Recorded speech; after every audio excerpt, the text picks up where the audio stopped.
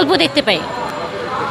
জি, আমরা যারা প্রতিবন্ধী যারা আছে তাদের পড়াশোনা শুরু থেকে অনেক ডিফিকাল্টিস থাকে, অনেক চড়াই উতরাই পার করে আমাদেরকে প্রত্যেকটা ধাপ পার হতে হয়।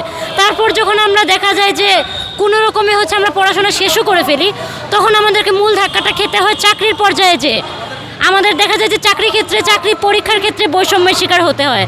তারপর হচ্ছে আমাদের অনেকে হচ্ছে বিসিএস প্রস্তুতি নিয়ে থাকি, তো বিসিএস প্রস্তুতি যখন নিতে যাই তখন হচ্ছে সেখানে যে আমাদেরকে অনেক রকম মানে প্রতিকূলতার সম্মুখীন হতে হয়।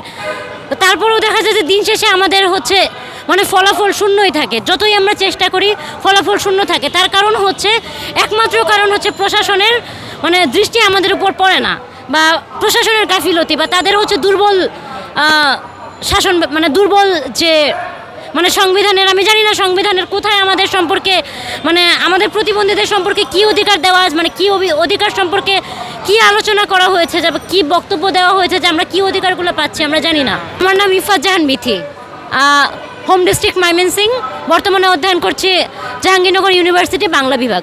আমাদের প্রতিবন্ধী ভাই বোন যারা আছে তাদের অধিকারের দাবিগুলো সুনিশ্চিত করার জন্য আমাদের মূলত 5টা দাবি আছে।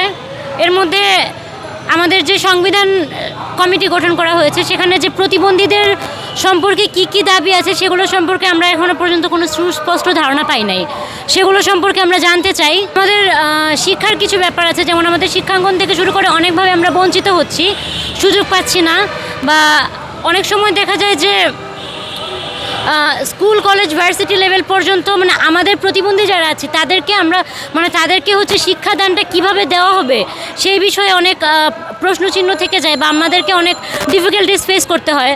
তো সেই ব্যাপারে আমরা হচ্ছে কিছু দাবি আর কি তুলে ধরেছি, যাতে আমাদের শিক্ষা ব্যবস্থার এবং আমাদের কর্মসংস্থান যাতে নিশ্চিত হয়। কারণ হচ্ছে আমাদের বেঁচে থাকার জন্য হচ্ছে মানে আমাদের মৌলিক চাহিদাগুলো পূরণ করার জন্য আমাদের কর্মসংস্থানটা হচ্ছে আবশ্যক। তো সেই জায়গা থেকে দেখা যাচ্ছে যে আমরা হচ্ছে উচ্চশিক্ষা হয়তো লাভ করছি, ডিগ্রি নিচ্ছি, কিন্তু দিন শেষে হচ্ছে আমাদের মানে দেখবেন যে আমাদের ভাই বোনরা হচ্ছে মানে বেকার থেকে যাচ্ছে, দিন শেষে কোনো কর্মসংস্থান হচ্ছে না।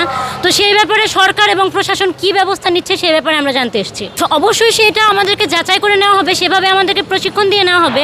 আমরা যখন পড়াশোনা করতে পারছি তো কোনো একটা যোগ্যতার ভিত্তিতেই তো আমরা স্কুল কলেজ ভার্সিটিগুলো পার করছি, তাই না? তো আমরা যখন কোনো একটা জবে যাব অবশ্যই আমাদের সেই কোয়ালিফিকেশনগুলো যাচ করা হবে। যদি আমাদের কোনো বিশেষ প্রশিক্ষণের প্রয়োজন হয় সরকার সেই ব্যবস্থা করবে। আমি বর্তমানে জাহাঙ্গীরনগর ইউনিভার্সিটিতে পড়াশোনা করছি বাংলা বিভাগে। অবশ্যই সরকারের দৃষ্টি দেওয়া উচিত, কারণ আমরা তো আলটিমেটলি এই দেশের নাগরিক, তাই তো? যদি আমরা এই দেশের নাগরিক হয়ে থাকি এবং হচ্ছে যারা আমরা প্রাপ্তবয়স্ক আছি তারা ভোটও দিচ্ছি সরকারকে, তো অবশ্যই সরকারের দায়িত্ব আমাদের হচ্ছে সুবিধা অসুবিধা এবং আমাদের জীবনমান উন্নয়ন করা সরকারেরই দায়িত্ব। তো আর 5টা মানুষ যেভাবে অধিকার পাচ্ছে তাদের মৌলিক চাহিদাগুলো পূরণ করছে, তো সেই জায়গা থেকে সরকারের কাছে আমাদের দাবি থাকবে যে আমাদের জীবনমান কী করে উন্নয়ন হবে সেটা সরকারেরই দেখতে হবে। আমরা না হলে কোথায় যাব? আমরা তো এই দেশের বাইরের কেউ নই। কোনোভাবেই মূল্যায়ন করা হয় না, এবং এটা আমার বলতে কোনো দ্বিধা নেই যে এখনও পর্যন্ত যদি আমরা 1971 থেকেও ধরতে যাই, যবে থেকে বাংলাদেশের জন্ম হয়েছে তবে থেকে যত সরকারই এসছে, কোনো সরকারে আমাদের যারা প্রতিবন্ধী জনগোষ্ঠী যারা আছে তাদের দিকে কখনোই সেভাবে বিশেষ দৃষ্টি দেয়নি। এই যে 1% কোটার ব্যবস্থা করা হয়েছে সেটাও তারা তৃতীয় লিঙ্গের সাথে যোগ করে ফেলেছে। আপনিই বলেন, আমাদের পুরো বাংলাদেশ জুড়ে অনেক অনেক দৃষ্টি প্রতিবন্ধী ভাই বোন আছে, তো তাদের সাথে যদি তৃতীয় লিঙ্গকে যুক্ত করে ফেলা হয় তাহলে আমরা আসলে অধিকার কতটুকু পাচ্ছি? আমাদের একটা কপি দেওয়া আছে, স্মারকলিপি দেওয়া আছে, সেখানে সব কিছু স্পষ্টভাবে উল্লেখ করা আছে। সরকারকে বলতে চাই যে আমরাও এই দেশের অংশ, আমরাও এই দেশের নাগরিক, আমাদেরও ভালোভাবে সুস্থভাবে অধিকারের সাথে বেঁচে মানে সমস্ত সুযোগ সুবিধার সাথে বেঁচে থাকার অধিকার আছে।